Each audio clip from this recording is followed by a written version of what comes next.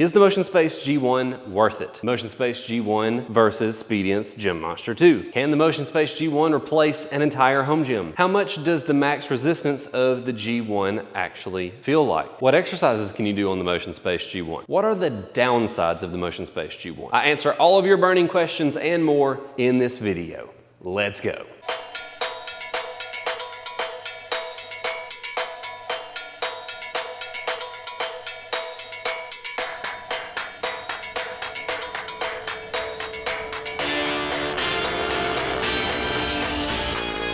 Quick shout out, thanks to Motion Space for sending me this machine for review. If you want to check out this machine, I do have a link down in the description. If you use that link, it does help out the channel at no additional cost to you. By the way, my name is Ryan Treadaway, founder of TreadawayTraining.com, an online personal training company where we help you transform your body so that you can be at your best for your family. If you want to learn more about all things home gym related, consider subscribing to the channel. If you want to work with us to transform your body, you can apply to work with us at TreadawayTraining.com. Firstly, let's talk about assembly. One of the perks of this machine is that it comes like 98% assembled. Literally the only thing that you have to do is put the pull-up bar on. So I guess they did that just so that it would fit in a smaller box, which is really simple. There's 3 bolts on this side, 3 bolts on this side. It literally took like 4 minutes to put it together, and you're rocking and rolling. Also, other than the pull-up bar, the dip handles, and this post in the back, you'll notice that it looks basically the exact same as another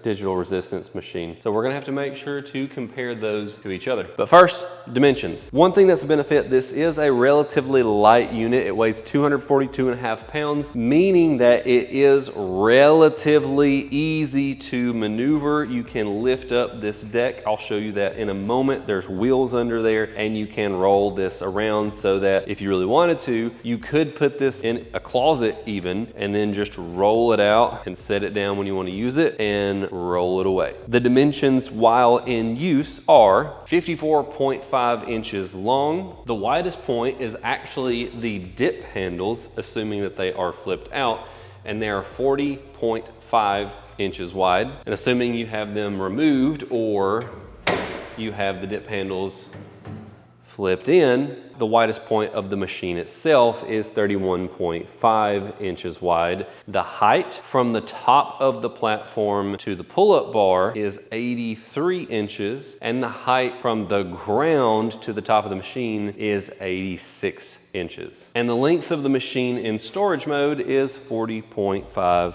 inches wide. Now, it is relatively easy to put it in storage mode. You just flip this down, turn it 90 degrees, flip this guy down, turn it 90 degrees. You pick up on it.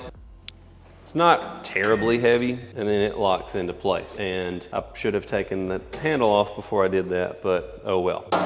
There we go. Let me get that guy out of the way. And then when you want to let it down, kick in right there, pull it down, the gas strut will kind of take over. It's gonna let it down very, very slowly, just as a safety feature. It takes like 8 years for it to drop down. 2,000 years. You can kind of help it move a little bit faster if you'd like. There we go. And then to lock it back, 90 degrees, push that down, 90 degrees, and push that down. And then, if you want to move this guy, it's relatively easy. It has 2 wheels in the front. All you have to do is tip it forward, and then you can roll it out of the way, or roll it back. And then we can set her back down nice and gently. Oh, I have a little bit of space. I can get it a little bit closer to the wall here. Getting it as tight as I can. Very good. Very nice.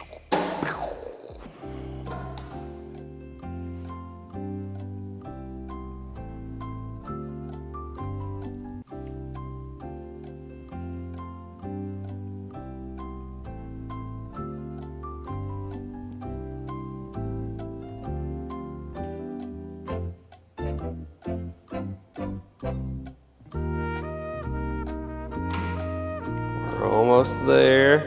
We're almost there.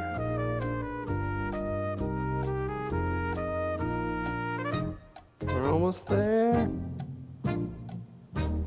The Motion Space G1 has a maximum weight of 132 pounds per side for a total of 264 pounds. pounds. And while that does not sound like a lot for stronger lifters, keep in mind that it actually does feel like more than a standard weight would feel at 264 pounds, because with a standard weight, once you get it moving, you have the benefit of inertia, whereas with digital resistance, you don't get inertia. It's a constant resistance of 264 pounds, no inertia, so it does actually feel heavier than free weights. But if you are strong enough that you're concerned about maxing this machine out, you probably just need to have a barbell and some plates and or some heavy dumbbells as well. And the 264 pounds of this machine is a slight step up over the Speediance Gym Monster 2, which has a resistance of 220 total pounds. And there also is a unilateral or bilateral mode. And so you can choose, there's a little toggle right here to sync or unsync the sides from each other. So normally I have it on the same weight because for most exercises you want the same weight on both sides. But if you're working out with a partner, let's say you've got somebody doing curls over here and somebody doing triceps over here, you can just toggle the switch to unsync the two sides from each other. And so now it shows left weight and right weight. And you have two people going at the same time. Then when you get ready to train, you have a few options. There's the free training, which I've done almost every single time. You can set up a custom workout. You can do a strength test. So there's an assessment there, although they said that they are working to fine tune the strength chest a little bit more. So I'm not going to be demonstrating that part today. But if we go into the free training mode, you can see that you have your standard, which is what you would expect, you know, same weight out, same weight in, 50 pounds out is 50 pounds in. You have the eccentric, which means the weight when you go back in is heavier than the weight when you're coming out. You have isokinetic, where instead of choosing the weight, you're actually choosing the speed at which the cable is allowed to come out. And the cable will always come out at a constant speed, no matter how much force you put on it. You cannot make it go faster. It's always going to come out at the speed that the machine allows it to come out. And so you're working on your explosiveness. And as you pull harder and harder, the resistance ramps up to keep it at the same speed. Or if you're not pulling as hard, the resistance from the machine lightens up to make sure that the cable stays the same resistance the whole time. And then we have elastic mode, which feels kind of like a resistance band. So the resistance gets higher when you pull it out and it lowers as you let it back in, which is actually an area where the Speediance has one additional mode over the Motion Space G1, because it also has a concentric accentuated mode to where there's more weight coming out on the concentric portion of the rep, and then there's less weight when you go back in. So whereas the elastic is similar to that, but not quite. So this is like a resistance band. So the further you pull, the heavier it gets. The closer you get back in, the lighter it gets. Whereas the concentric is, it's a constant weight all the way out, and then once you start going back in, the weight drops down, but it's a constant weight going back in. And then there's the sync. And then you can choose your resistance. And you can see 132 pounds per side, or you can unsync it, and then you can choose how much weight you have on each side. And if somebody else is going on the other side and they're maybe not as strong, then there you go. And this is where I feel like Speediance has a little bit of an advantage. I feel like their software is just a little bit more robust and a little bit more user-friendly. So on the eccentric mode, theirs is much more simple. It's, here's the weight that you're lifting. So basically they have a second weight increment. So it's, I'm doing 80 pounds, and then there will be a second weight increment that says plus and then a number. And so I could say plus 25 pounds. It's telling you I'm pulling 80 pounds out, and then on the eccentric, you're pulling an additional 25 pounds. Whereas you can achieve the same effect on the Motion Space G1, but the way they display it is just a little bit less intuitive. So the way they have it is you set your retract weight. So you're setting the weight that you want when the cable is being pulled back in, the eccentric portion of the rep. And then you have to set your pull out retract weight ratio, which goes anywhere from 0.5 up to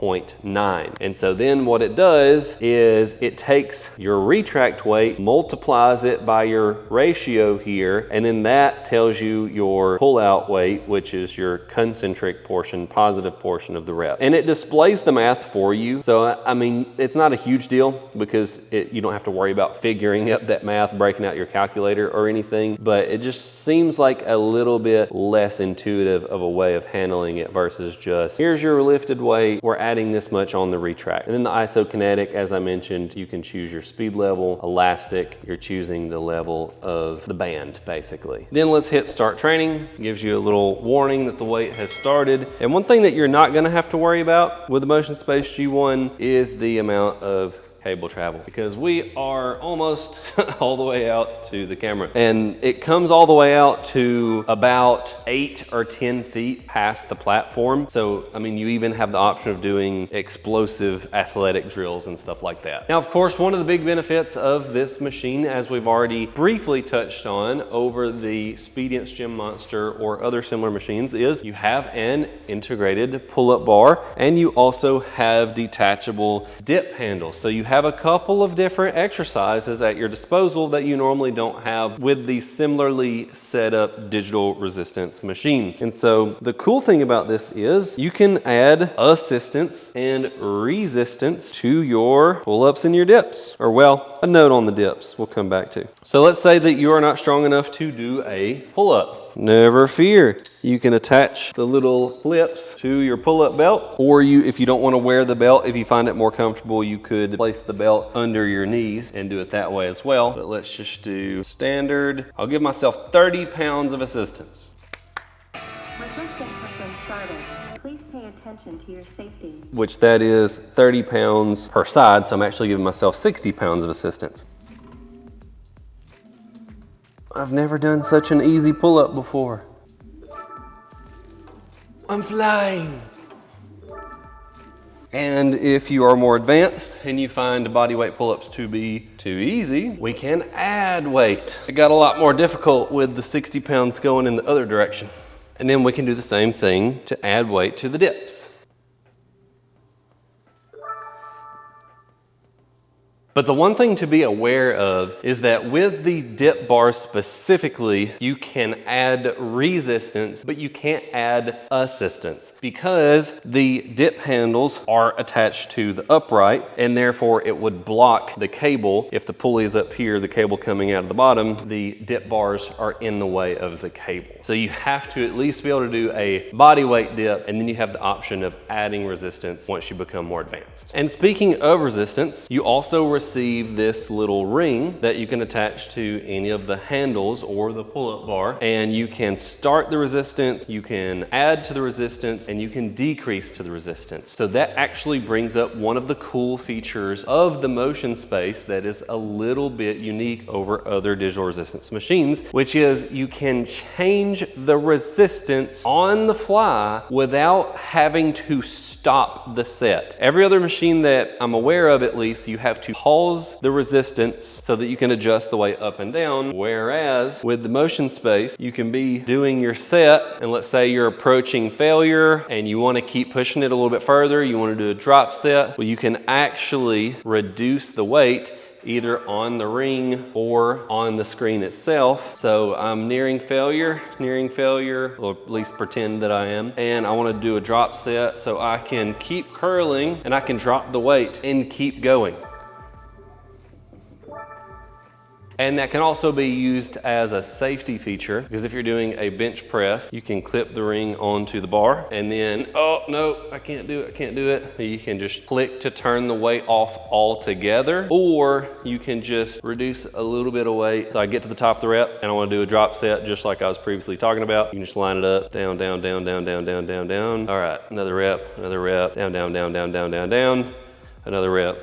another rep. And you might be wondering, Ryan, why are you pretending to do a set and pretending to use the ring instead of actually demonstrating the ring? Well, the reason being is because with a $2,500 machine, battery's still not included. Come on guys, if you're gonna charge $2,500 for a machine, you can at least throw in a battery on you. And I keep forgetting to buy the battery. I've been testing this thing for a couple of months now. And every time I'm like, oh yeah, I need to test out the ring, keep forgetting to buy the battery. And another thing is I don't really like the design of the ring because it feels like you are gonna break this thing. I mean, you're probably not. It seems relatively durable, but when you have to like twist the little rubber thing to pop out the button itself, it is a little bit disconcerting. And then you have your little battery spot on the back there. And unless I'm just blind, I don't think it actually tells you what kind of battery. It's some sort of button battery, but I don't know what the exact battery is, and the instruction manual doesn't tell you what the battery is. So I think I'm just going to have to take this with me to the store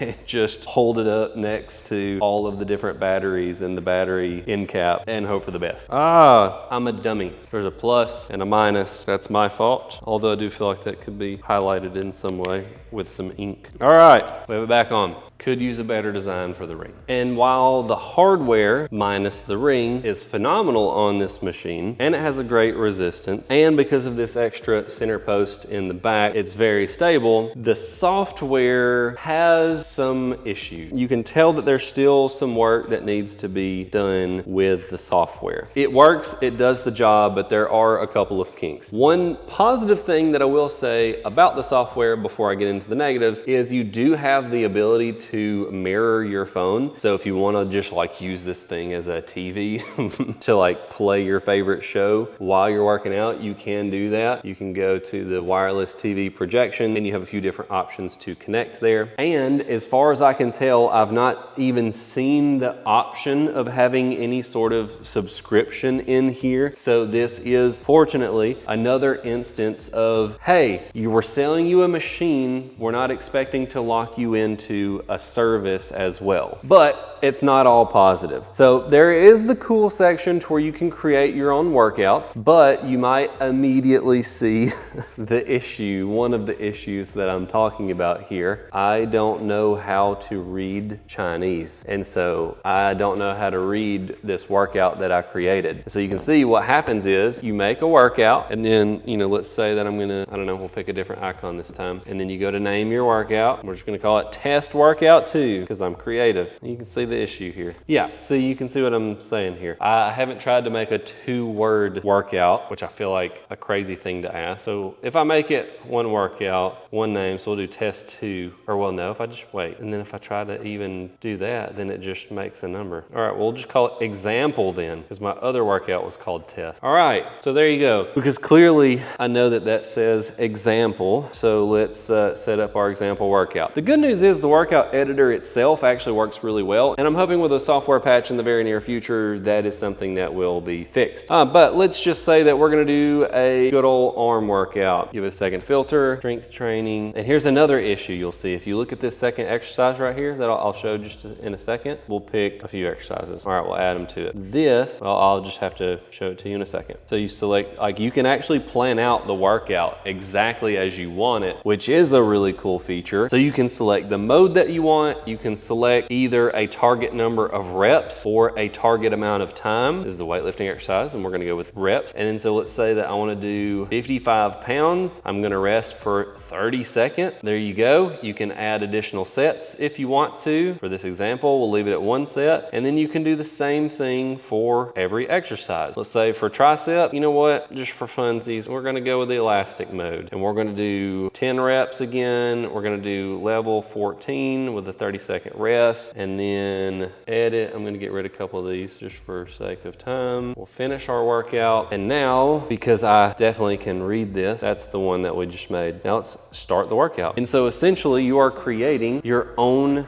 guided workout. And so then you can go on to the next set once you've completed that exercise. And so here's what I was wanting to point out. I also noticed a couple of the exercises, at least just so far that I've seen. I know that there's at least a couple couple that are wrong. This says tricep kickback. That is not a tricep kickback. That is a overhead tricep extension. And then there was an incorrect demonstration video for Zercher squat, I know was one that was incorrect as well. And so that is an issue that I've seen on here, is just a couple of things that have either incorrect demonstrations or incorrect exercise videos. And I didn't notice it at first until I just specifically went in there to test the workout functions and the workout videos, because I was just doing free mode for most of my testing. It's not gonna be a huge issue, because it's not like they were demonstrating them in a dangerous way that's going to get you hurt or anything, but it's just the fact of, you know, if you want to make sure that you're doing the correct thing. But with that said, there is a pretty decent library of workouts at no subscription fee. One thing that I wasn't sure about at first was the fact that the Motion Space does not come with dedicated J-hooks like the Speediance Gym Monster 2 does. Instead, you're expected to use the dip bars as your J-hooks. And I was like, that seems kind of weird. Don't know if I like that. But now that I've used it, I actually like it better, and I will show you why. So to get in squat mode / bench mode, you just simply move your two trolleys there. There's a little button on the inside of each. You pull that off, and then you slide it in. It doesn't lock in or anything. It's just held in because of the resistance pulling this way, machine itself. Now let's say that we're gonna be setting up for a barbell squat. With the Speediance, having just little J-hooks coming off the front is actually quite a bit of a distance from the pulley, whereas the dip bars come out much closer to the center point. So it's just slightly easier. I mean, it's not the hugest deal in the entire world, but it is slightly easier to come in here, unrack, and then we walk it back in. And there we go. When it comes to price, this is where things get a little bit interesting. At launch, the Motion Space G1 was $4,000, making it one of the more expensive digital resistance machines. But as of the time of recording this video, they have actually cut the price to $2,500. They've shaved $1,500 off of the price. And that's not listed as a sales price, that's listed as the price. And so now we've gone to one of the least expensive digital resistance machines for what you're getting. And compared to the Speediance Gym Monster 2, that undercuts it by nearly a full $1,000. So when I first got this machine, I was like, oof, it's gonna be hard to recommend this machine over the Gym Monster 2 because of the software issues and the fact that it's more expensive. Yes, the pull-up option's nice, the dip option's nice, there's slightly more resistance, but $500 more and the software is usable. It's not amazing. But now that it's $1,000 cheaper than the Gym Monster 2, it's like, well, suddenly those small software issues that hopefully will be patched don't look like such of a big thing to deal with anymore. And that is the good thing. The hardware is better. Software can be fixed. And so Motion Space, if you're watching this, fix the issues that I mentioned with the software, and then fix the issues in terms of the exercises that are incorrectly labeled, and then you have one of the most compelling digital resistance machines that money can buy. Again, if you want to check out the Motion Space G1, use the link down in the description. It helps out the channel and is much appreciated. As always, God bless you and your family, and we'll see you in the next one. I really don't like shoving this thing back in here. Uh-oh, wait, did I just break it?